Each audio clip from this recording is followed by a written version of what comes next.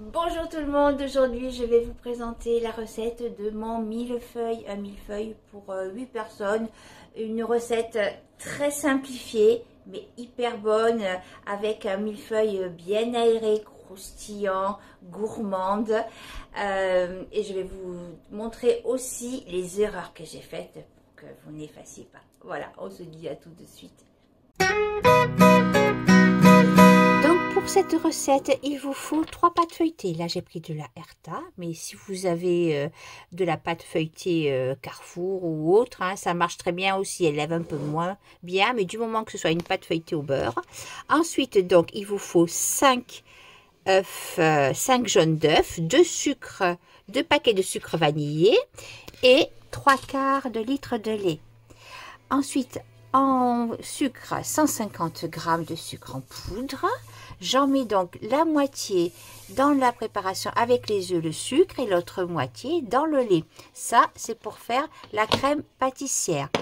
Ensuite, j'ajoute la maïzena, 80 g de maïzena dans la préparation des œufs et du sucre vanillé. Voilà, et on n'oublie pas de bien en mettre partout. Bon, ensuite, on va bien mélanger tout ça, bien comme il faut. Entre-temps, je fais chauffer mon lait. En faisant attention que ça ne déborde pas. Voilà, je mélange jusqu'à ce que ce soit bien lisse. Voilà, donc on peut y mettre aussi un peu de rhum, hein, si vous préférez la crème pâtissière avec un peu de rhum ou des grains de vanille, c'est encore meilleur. Voilà, là la préparation est bien lisse. Je vais pouvoir ajouter un petit peu de lait chaud. Voilà, en remuant bien vite pour éviter de cuire les œufs. Voilà, donc là ça va délayer la préparation. Voilà, et ensuite tout ça je vais pouvoir le remettre, quand c'est bien mélangé, dans le lait.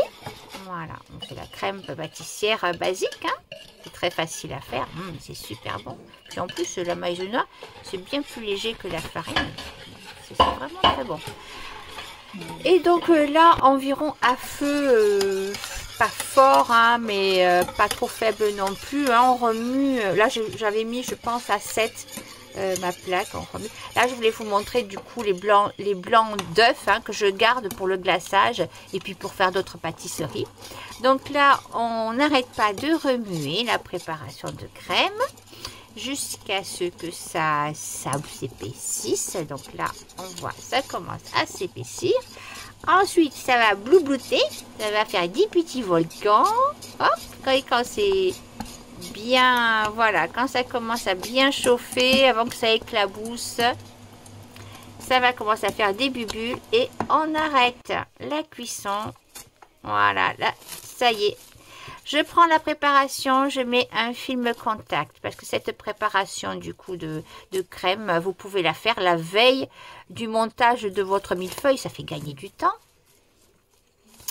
Donc là, voilà, un film contact, je vais mettre ça au frais parce que donc moi je l'ai fait en 2 fois.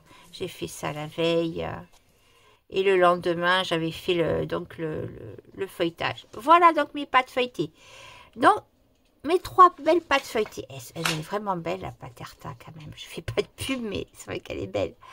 Donc, ensuite, on va découper ces 3 feuilles. Ces 3 feuilles pâtes. On va essayer de les faire en carré. Voilà. Mais, alors, n'essayez pas de faire vraiment un carré parfait. C'est-à-dire, il va falloir penser qu'ensuite la pâte, le millefeuille, on va le redécouper.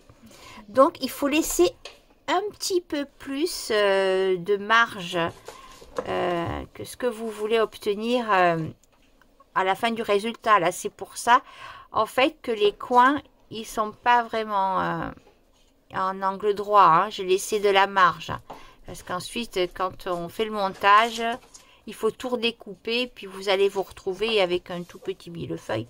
C'est dommage. Et puis les petites choses qui vous restent, vous les gardez pour faire un petit feuilletage à l'apéro. Les petits bouts là, vous mettez un peu de sésame, d'huile d'olive dessus, d'herbes de Provence. Et vous faites un apéro avec, c'est super sympa. C'est ce que j'avais fait d'ailleurs. Donc voilà, les pâtes sont découpées. Maintenant, j'ai fait chauffer le four à 180. Je prends une pâte que je mets sur un côté de plaque. Parce que le problème, c'est que c'est pas facile de faire chauffer en même temps les 3 plaques. Et puis faire chauffer 2 fois le four, c'est un peu embêtant quand même, au prix de l'énergie. Donc à côté, je vais mettre la moitié d'une feuille que je vais mettre à côté.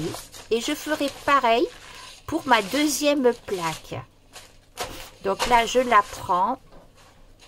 Je vais la couper en plein milieu.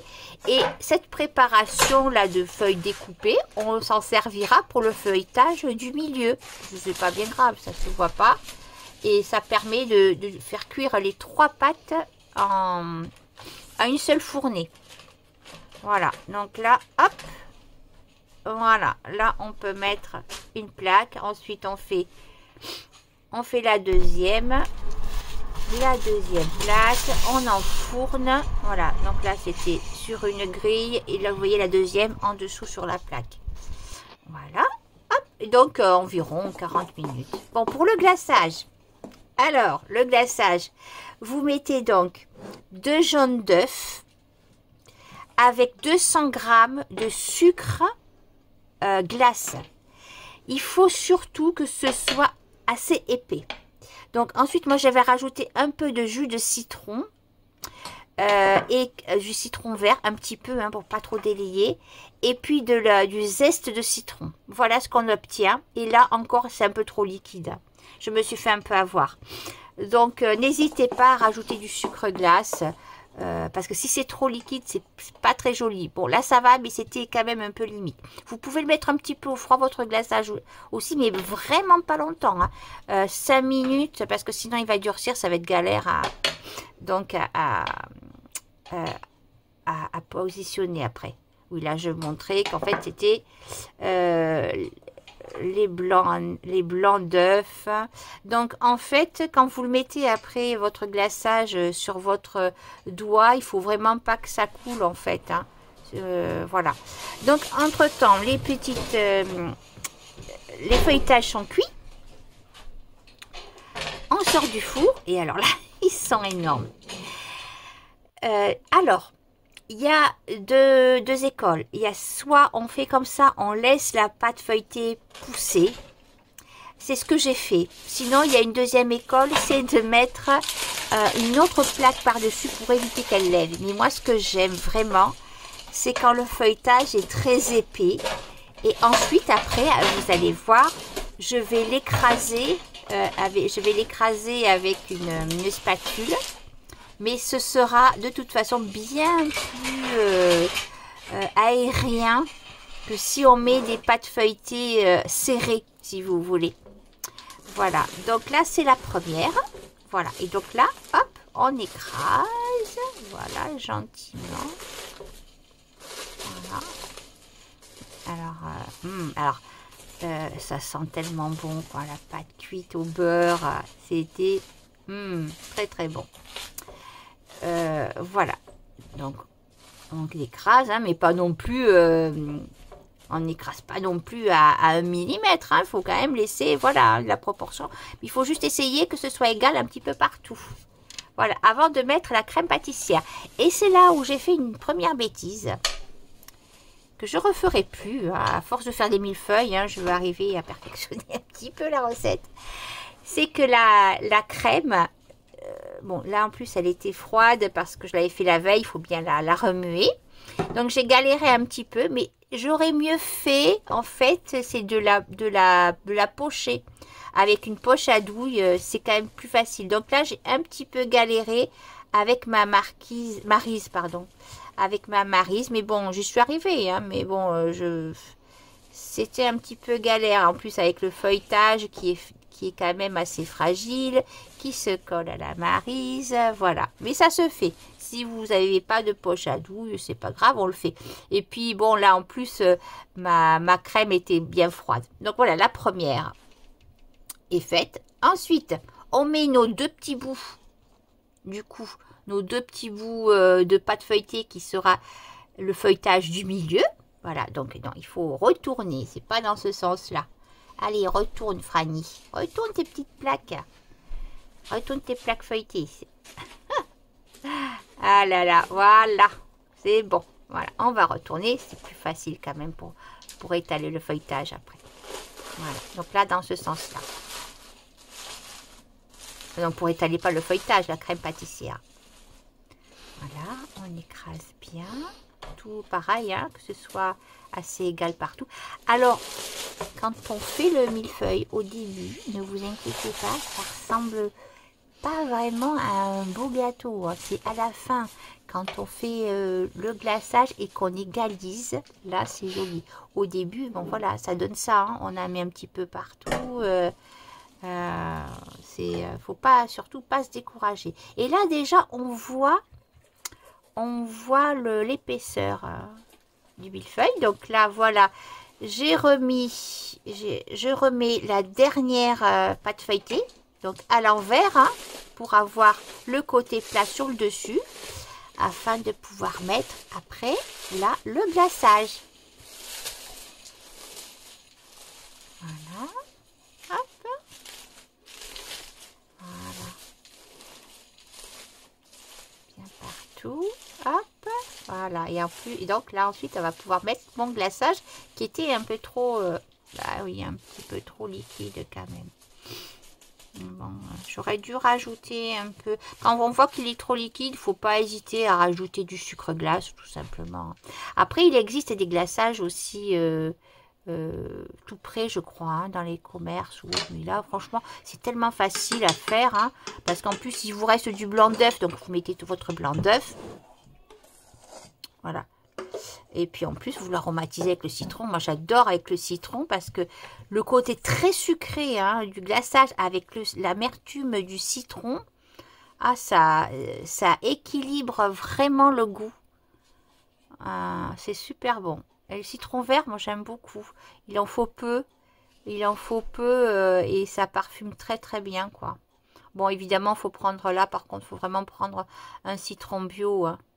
Surtout quand on met le zeste. Voilà, donc là on essaye d'étaler le mieux qu'on peut.